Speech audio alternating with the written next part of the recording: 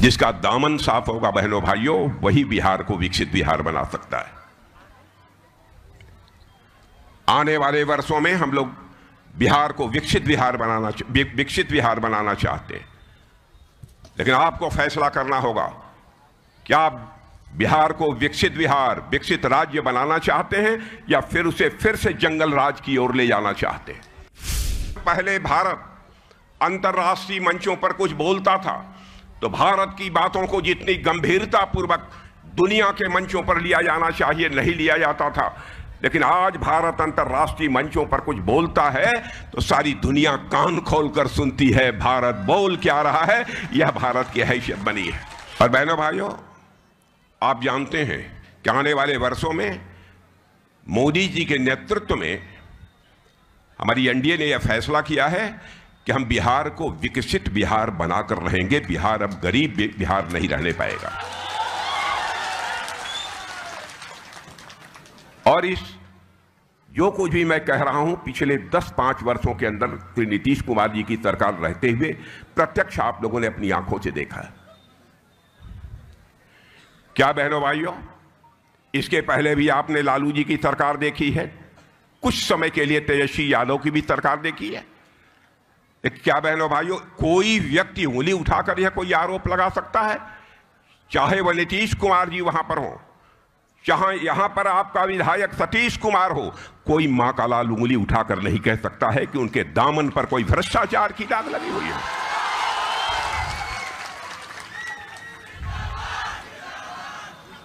जिसका दामन साफ होगा बहनों भाइयों, वही बिहार को विकसित बिहार बना सकता है। आने वाले वर्षों में हम लोग बिहार को विकसित बिहार बनाना चाहते हैं, लेकिन आपको फैसला करना होगा कि आप बिहार को विकसित बिहार, विकसित राज्य बनाना चाहते हैं या फिर उसे फिर से जंगल राज की ओर ले जाना चाहते हैं। मैं आपसे पूछना चाहता हूं, जरा एक आवाज में बतलाइए, क्या बिहार को विकसित राज्य बनाना चाहते हैं कि या फिर से जंगल राज की ओर ले जाना चाहते हैं?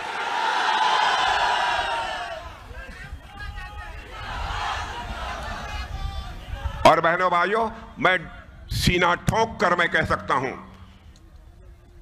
विकसित बिहार भी यदि कोई बना सकता है तो केवल और केवल एनडीए बना सकती है और कोई दूसरी राजनीतिक पार्टी अथवा गठबंधन नहीं बना सकता।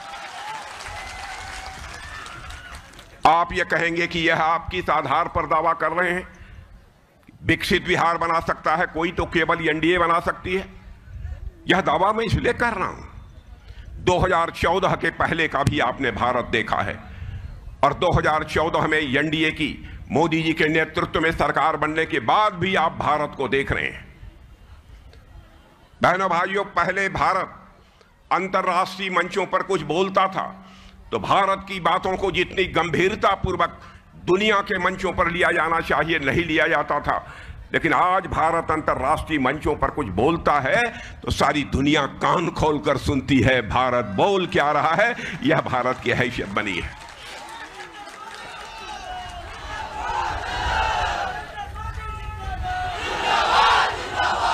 धन दौलत के मामले में जिसे अर्थव्यवस्था का आकार कहते हैं, धन दौलत के मामले में जो हमारा भारत 2014 के पहले दुनिया के देशों में 11वें स्थान पर खड़ा था, आज वो हमारा भारत जंप लेकर दुनिया के देशों में 4थे स्थान पर आकर खड़ा हो गया है मेरे बहनों भाइयों। और आज मैं विश्वास दिलाकर जा रहा हूं, नहीं होगा तो आपके बीच नहीं आऊंगा। और केवल मैं ही यह विश्वास नहीं दिला रहा हूं, दुनिया की मानी जानी फाइनेंशियल फर्म्स, वित्तीय संस्थाओं ने यह दावा किया है कि भारत जितनी तेजी के साथ आगे बढ़ रहा है, अभी सच्चाई को कोई नकार नहीं सकता है कि 2 साल के बाद, 2 साल के अंदर ही यह भारत धन दौलत के मामले में दुनिया के देशों में 3रे स्थान पर आकर खड़ा हो जाएगा।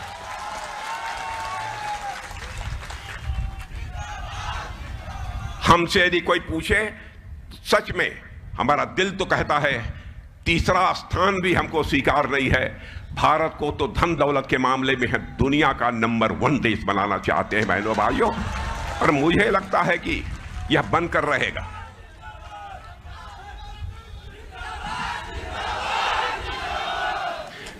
बिहार के विकास का जहां तक प्रश्न है, मैं आपको बतलाना चाहता हूं, एक आंकड़ा मैं देना चाहता हूं। जब केंद्र में कांग्रेस और आरजेडी की सरकार थी, यानी यूपीए की सरकार थी, तो 10 साल में इन्होंने बिहार के विकास के लिए केवल 2 लाख करोड़ रुपया दिया था। 2 लाख करोड़ केवल दिया था। और जानते हैं, जब से हम लोगों की सरकार आई है 10 साल में हम लोगों ने बहनों भाइयों 15 लाख करोड़ रुपए बिहार के विकास के लिए दिया है। जब भी इन लोगों की सरकार आती है बिहार पर ब्रेक लग जाता है। और हिंदुस्तान में किसी भी राज्य में जाकर देख लीजिए, जहां जहां पर भारतीय जनता पार्टी की सरकार होगी अथवा एनडीए की सरकार होगी, वहां विकास की गति सर्वाधिक तेजी के साथ आगे बढ़ रही होगी। विकास करने का सामर्थ्य, विकास करने की कुवत, विकास करने की कला यदि किसी के पास है तो वो एनडीए के पास है मेरे बहनों भाइयों, इसलिए आया है। और हम खुशहाल बिहार बनाना चाहते हैं, और हम तो यह चाहते हैं दिल से कि हमारे बिहार का एक भी नौजवान शेष नहीं बचना चाहिए। जो नौजवान काम करना चाहता है, जिस नौजवान के पास काम करने की कुशलता है, उस नौजवान के हाथों को काम न मिल जाए, ऐसा एक भी नौजवान शेष नहीं बचना चाहिए। और मैं आपको यकीन दिलाकर जाना चाहता हूं, जिस तेजी से हम लोग आगे बढ़ रहे हैं मेरे बहनों भाइयों, यह काम भी बिहार में होकर रहेगा। कोई मां का लाल इसको टाल नहीं सकता। अब मैं सारे आंकड़े यदि मैं आपको गिनाना शुरू कर दूं तो सरकार ने क्या क्या काम किया है तो लंबा समय लग जाएगा बहनों भाइयों। उस बहुत ज्यादा विस्तार में नहीं जाना चाहता हूं। आप लोगों ने बताया होगा कि यहां क्या क्या काम हुआ है। यहां ही नहीं, पूरे बिहार में क्या क्या काम हुआ है यह भी बतलाया गया होगा। माताएं बहनें यहां पर नहीं हैं, लेकिन मैं पूछना चाहता हूं, घर वालियों को इस बात की जानकारी होगी। अभी 10-10 हजार रुपया देने का जो फैसला हमारी एनडीए सरकार ने, नीतीश जी ने किया था, वह सबको मिल गया है घर घर में, माताओं बहनों को कि नहीं मिल गया है? जो कहा है वह किया है। और आप यह कहेंगे भाई आप ही लोग ऐसा क्यों करते हैं? बहनों भाइयों, इसलिए हम करते हैं। हम राजनीति केवल सरकार बनाने के लिए नहीं करते हैं। हम राजनीति केवल सरकार बनाने के लिए नहीं करते हैं। हम राजनीति करते हैं तो देश बनाने के लिए राजनीति करते हैं। दूसरे दलों में और हमारे में सबसे बड़ा अंतर यही है। मेडिकल कॉलेज की संख्या बिहार में कितनी बढ़ी है, यह आपको बतलाने की जरूरत नहीं है। जब आरजेडी आती है वह कहती है, अरे भाई इस बार हमारी सरकार बना दो, हम तुमको, तुम्हारे बेटे को, घर वाले को, घर वालियों को नौकरी दे देंगे। मैं आपसे पूछना चाहता हूं, कितने लोगों को उन लोगों ने नौकरी दिया है अपने 15 वर्षों की हुकूमत में? और अब वादा क्या कर रहे हैं कि हर परिवार में एक व्यक्ति को नौकरी देंगे। बहनों भाइयों, जानते हैं हर परिवार में भी एक नौजवान को नौकरी दे देंगे आज की हालत में, और सरकारी यदि नौकरी दे देंगे तो 12 लाख करोड़ रुपए खर्च होंगे। कहां से 12 लाख करोड़ रुपए लाएंगे? मैं समझता हूं कि बिहार की जनता को इसका जवाब उन्हें देना चाहिए, जबकि बिहार का कुल बजट ही 3.17 लाख करोड़ रुपए का है, और केवल रोजगार देने पर 12 लाख करोड़ रुपए खर्च होंगे, तो कहां से लाएंगे? मैं लालू जी से पूछना चाहता हूं, मैं राहुल गांधी से पूछना चाहता हूं, कांग्रेस के सारे वरिष्ठ नेताओं से पूछना चाहता हूं, क्या राजनीति सच बोलकर नहीं की जा सकती है? बहनों भाइयों, यदि सार्थक राजनीति की जा सकती है, सेवा भाव से यदि राजनीति की जा सकती है, तो केवल और केवल सच बोलकर ही सार्थक राजनीति की जा सकती है। झूठ बोलकर कभी सार्थक राजनीति नहीं की जा सकती। हमारी देश में सरकार चल रही है, आप देख रहे हैं, नक्सलवाद के मेरे बहनों भाइयों पैर पूरी तरह से उखड़ गए हैं। अभी इस हिंदुस्तान से लोग यह मानते थे कि नक्सलवाद हिंदुस्तान में इतना तेजी से फैलता जा रहा है कि हिंदुस्तान से नक्सलवाद को समाप्त करना अब बहुत ही कठिन काम है, चाहे कितनी भी बड़ी चुनौती क्यों न हो। यदि नीयत साफ हो तो उस चुनौती पर कोई व्यक्ति विजय प्राप्त कर सकता है। मेरे बहनों भाइयों, मैं दावे के साथ कह सकता हूं। और यह काम यदि कोई कर सकती है तो केवल और केवल एनडीए ही कर सकती है। आप कहीं जाइए, डंके की चोट पर आप कह सकते हैं आइए नहीं एनडीए के बिहार में।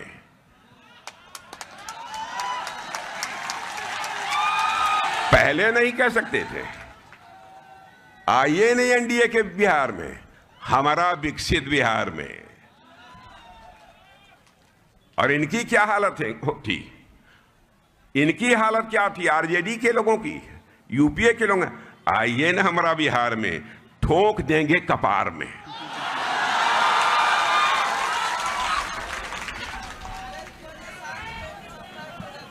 यह है अंतर। बहनों भाइयों, हमारे पास आंकड़े बहुत सारे हैं।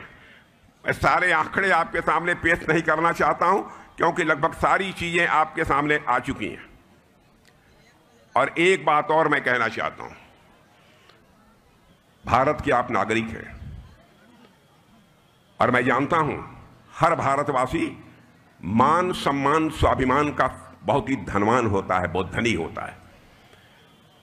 वह बिना खाए 2-4 दिन तो गुजार सकता है, लेकिन अपने स्वाभिमान पर चोट किसी भी सूरत में वो बर्दाश्त नहीं कर सकता।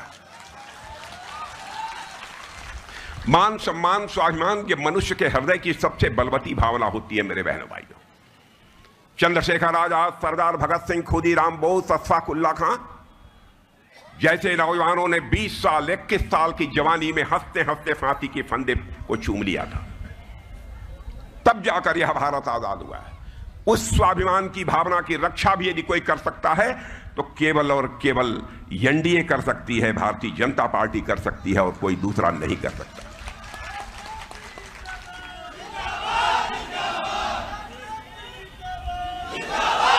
ये लोग समाज को हिंदू मुस्लिम के आधार पर बांटकर सरकार बनाना चाहते हैं।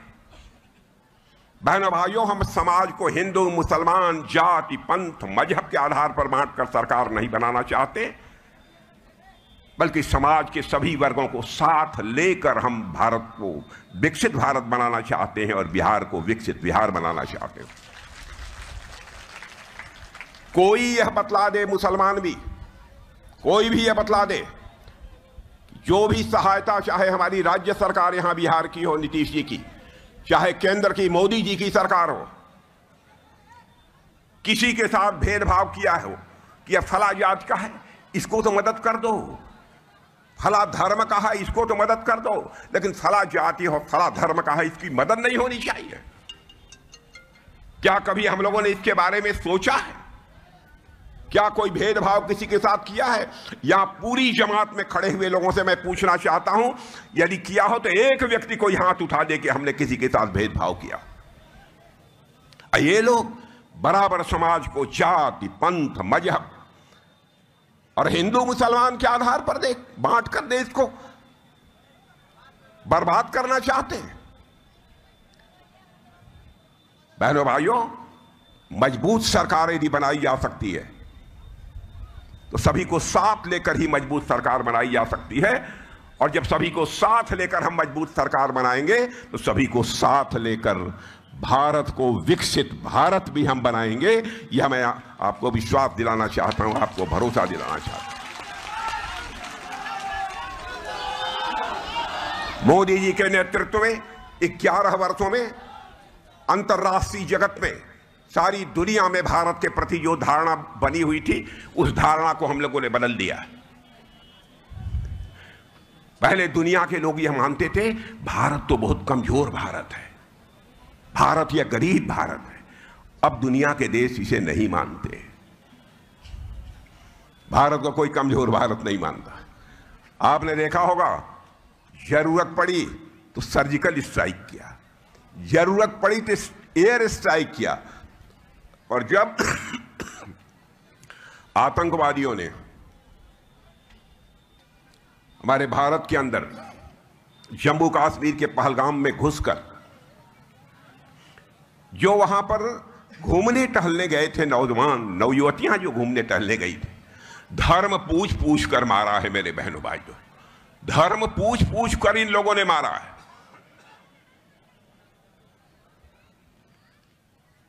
और पाकिस्तानी लोग यह मानकर चल रहे थे बहुत बड़ा करिश्मा कर दिया है,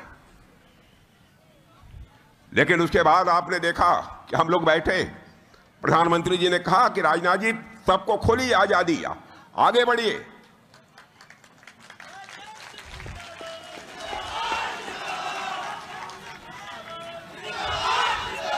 और मैंने अपने सेना के सारे प्रमुखों को बुलाकर जब उनकी बैठक की, मैंने कहा कि इस समय 2-4 दिन के अंदर ही हमको ऑपरेशन करने की जरूरत पड़ेगी और हम इसका मुंहतोड़ जवाब देना चाहते हैं। तो आपको जानकर खुशी होगी कि चाहे हमारे सेना के अध्यक्ष रहे हों, चाहे नौसेना के अध्यक्ष रहे हों, चाहे वायुसेना के अध्यक्ष रहे हों, तीनों ने कहा कि सर जो आदेश होगा हम ऑपरेशन करने के लिए पूरी तरह से चटपट भी करने के लिए हम तैयार हैं।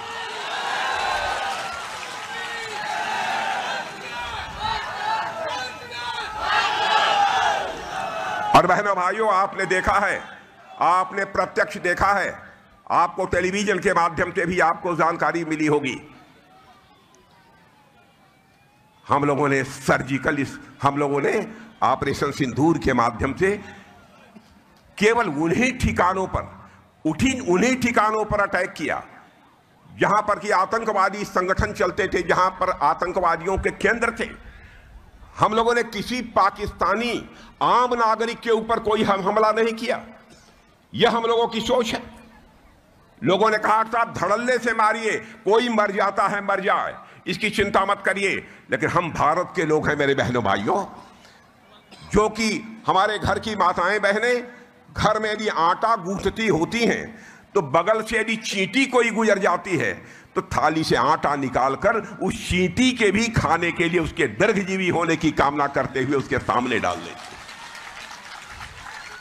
और मैं मुस्लिम भाइयों से भी कहना चाहता हूं, ये लोग हिंदू मुसलमान के आधार पर मुस्लिम विरोधी होने का हम लोगों के ऊपर आरोप लगाते हैं।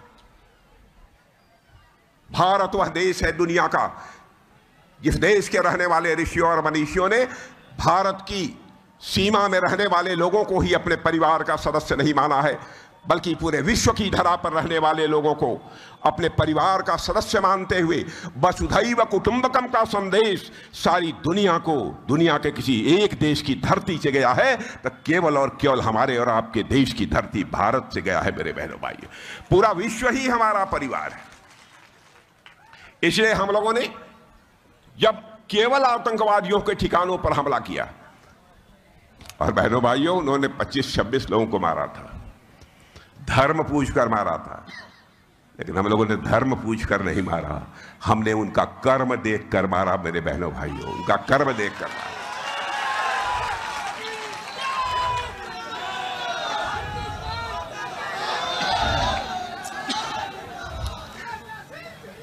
और आपको जानकर खुशी होगी कि सारी दुनिया में इसकी सराहना हुई। भारत की ताकत का एहसास सारी दुनिया को हुआ है। भारत अब कमजोर भारत नहीं रहा है, भारत अब दुनिया का ताकतवर देश बन गया है बहनों भाई। इसलिए मैं आप सबसे अपील करने आया हूं,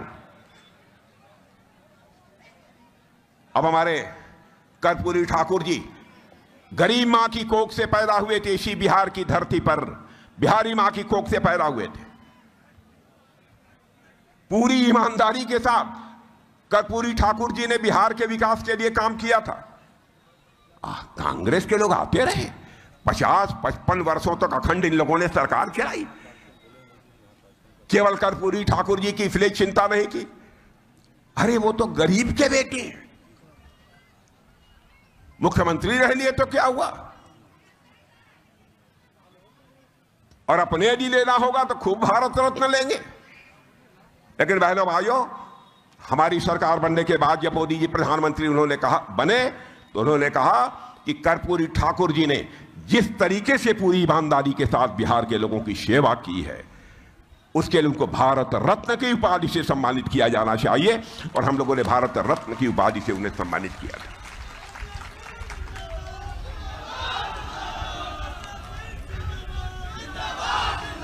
और बहनों भाइयों, हम लोगों का घोषणा पत्र जारी हो चुका है। घोषणा पत्र जारी हो चुका है। बहुत सारी बातें उस घोषणा पत्र में कही गई हैं और जैसा हमको सतीश कुमार यादव जी ने बतलाया है कि शायद उसकी जानकारी काफी आप लोगों को मिल चुकी होगी कि हम लोग क्या क्या करने वाले हैं। विश्वास रखिएगा, जो कुछ भी घोषणा पत्र में हम लोगों ने कहा है अक्षरशः उसका पालन करेंगे, अक्षरशः उसका पालन करेंगे। अब आप ये कहेंगे कि आपके ऊपर कैसे विश्वास कर लिया जाए कि आप अक्षरशः पालन करेंगे। मैं आपको एक उदाहरण देता हूं। 2014 में मैं भारतीय जनता पार्टी का राष्ट्रीय अध्यक्ष था। मोदी जी प्रधानमंत्री पद के उम्मीदवार थे। बहनों भाइयों, बार बार मोदी जी हमसे कहते थे, हम दोनों लोग जब बैठते थे कहते थे कि राजनाथ जी इसको जरूर दिखवा लीजिएगा कि घोषणा पत्र में जो चीजें कही जा रही हैं सरकार बनने के बाद उसको पूरा किया जा सके। मैंने कहा नहीं, पूरी सावधानी बरतूंगा। और एक एक वादे को हम लोगों ने पूरा किया। पढ़े लिखे यहां पर नौजवान हैं, उठाकर हमारे घोषणा पत्रों को 2014 के देख लें।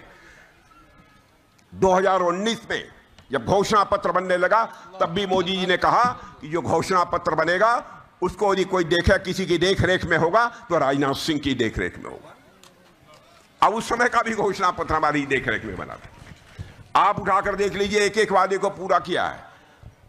2024 में भी जब घोषणा पत्र बन रहा था तो उन्होंने कहा कि राजनाथ जी आप ही घोषणा पत्र देख लीजिए, कहीं गड़बड़ ना हो जाए, कोई ऐसी बात न उसमें हो जाए जो कि पूरी ही न की जा सके। इस हद तक जाकर चिंता करना, ताकि हमारी विश्वसनीयता के ऊपर, हमारी साख के ऊपर किसी भी सूरत में सवालिया निशान नहीं लगना चाहिए। यह हम लोगों की सोच है।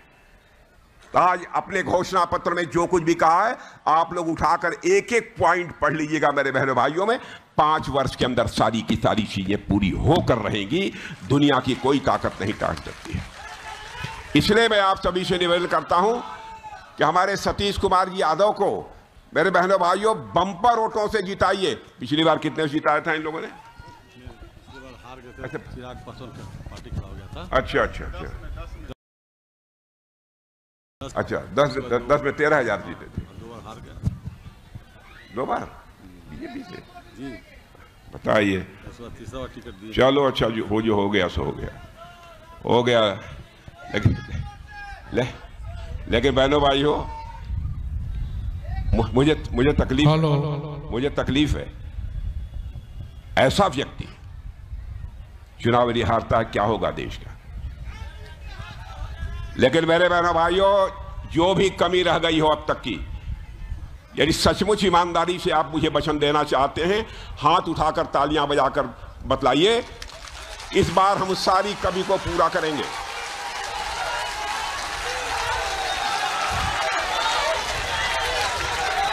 तो मैं यह मान कर जाऊं बम्पर वोटों से हमारे सतीश यादव जी को चुना कर आप भेजेंगे। बोलिए, इधर के लोग बोलिए।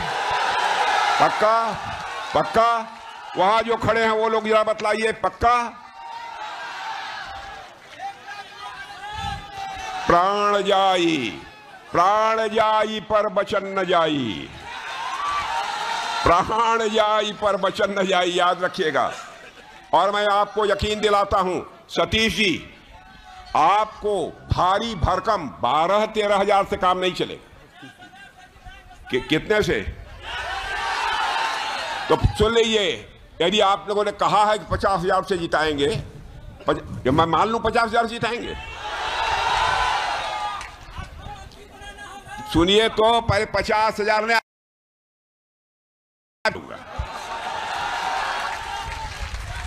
आप ऐसा करिए 40-50 हजार के बीच में इन्हें जिता दीजिए। मैं आपको यकीन दिलाना चाहता हूं, मैं फिर से इनके चुनाव जीतने के बाद यदि सतीश जी बुलाएंगे तो मैं जरूर आऊंगा। तो अपना स्वागत कराने के लिए नहीं आऊंगा, बल्कि एक बार शीश झुकाकर यहां की जनता के प्रति आभार व्यक्त करने के लिए मैं आऊंगा मेरे बहनों भाइयों।